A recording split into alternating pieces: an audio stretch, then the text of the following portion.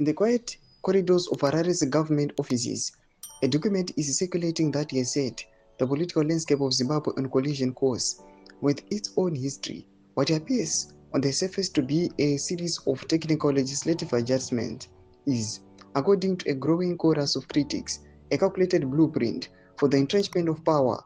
The Constitution of Zimbabwe Amendment Bill No. 3 of 2026 has become the centerpiece of a high-stakes gamble by President Emmerson Mnangagwa's administration to extend his rule beyond the strict limits set by the 2030 Constitution.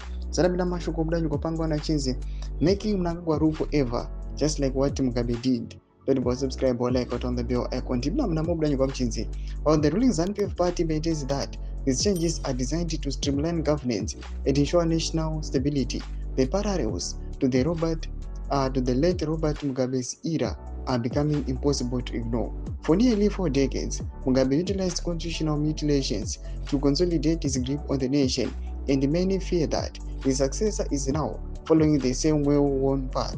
The bill, which seeks to extend presidential term from 5 to 7 years, is seen by many as the opening salvo in the 2030 agenda, a political movement dedicated to keeping Mnangagwa in office well past his current legal limit of 2028.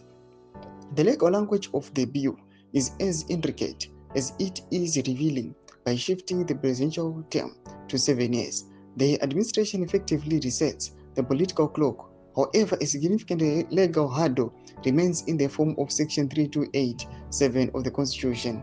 This clause explicitly states that any amendment to a term limit provision cannot benefit the person who held the office before the amendment was made. To bypass this, legal experts suggested that the government may attempt a constitutional coup by amending this restrictive clause itself, potentially necessitating a national referendum that many fear will be made by the same irregularities seen in previous Zimbabwean elections.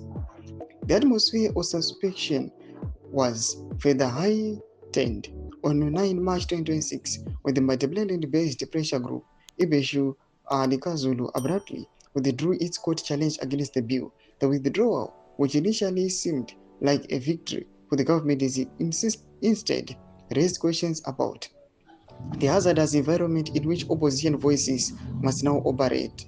In a statement released on Monday, the group's Secretary General Buzofuzwa reviewed the grim reality behind their decision. It is a difficult decision we had to take following advice from some of our stakeholders concerned in light of an unrelenting smear campaign to sell the reputation of the organization and myself as its Secretary General in particular, Fuzwayo stated. Ndomamirwa zvakaita muri Zimbabwe panhau constitutional amendments munyika yedu nyika yeZimbabwe.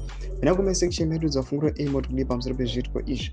So unsubscribe or like, check on the bell icon.